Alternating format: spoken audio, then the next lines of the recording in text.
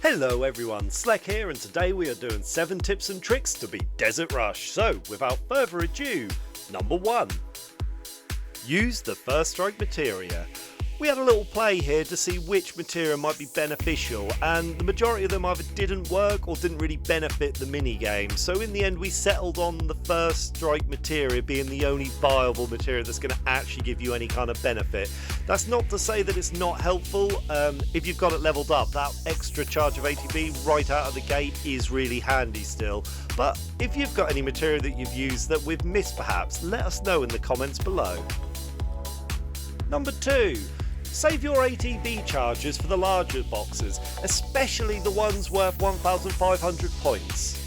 Although you can take down all boxes with standard attacks, we found the large 1,500 point boxes seem to have the most HP, so ideally you should be saving your braver for these. Number 3. Learning the optimal route. This one may seem fairly obvious, but the game is a bit of a puzzle. You're essentially boxed out of access in certain areas by the gearboxes, which can only be destroyed after breaking a certain amount of lightning bolt boxes. We have you covered here though, as we do have gameplay footage of what we feel is the optimal route for both normal and challenging modes, so check out the links in the description. Number 4. Clear all the boxes. This one may sound rather obvious, but the score requirements for rank 3 in both normal and challenging mode can be really tight, and ignoring a few of those 50 point boxes early on can be the difference between getting a rank 2 or a rank 3.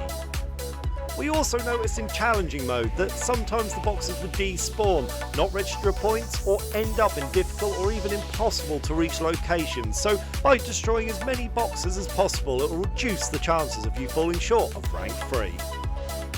Number 5. Best abilities for each box. We found that using certain attacks and abilities against certain boxes resulted in a more streamlined run. For the smaller boxes we used the basic attack. This includes the 50 point boxes and all of the time extension boxes.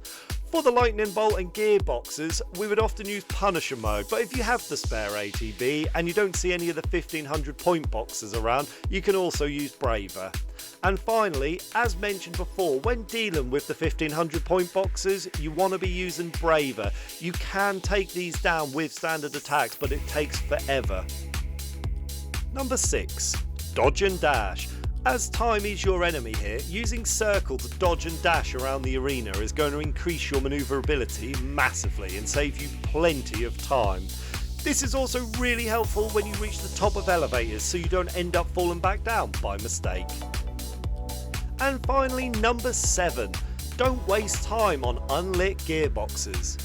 If you attack a gearbox that doesn't have all of the lightning bolts lit up, you'll get a knockback which stuns you for a couple of seconds, wasting time. You should also avoid attempting to attack boxes that are surrounding these gearboxes, as you don't only risk getting the knockback, but if you're following the correct route you should circle back round later anyway. I also want to add that you need to be careful rolling near these too. The hitbox is insane on these boxes, and even if you roll near them and you're not touching, you can still end up getting the knockback. This has been 7 tips to beat Desert Rush. Did you find these tips helpful? Do you have any other tips that you used that we missed? Let me know in the comments below, and remember, if you enjoyed the video, please don't forget to like and subscribe.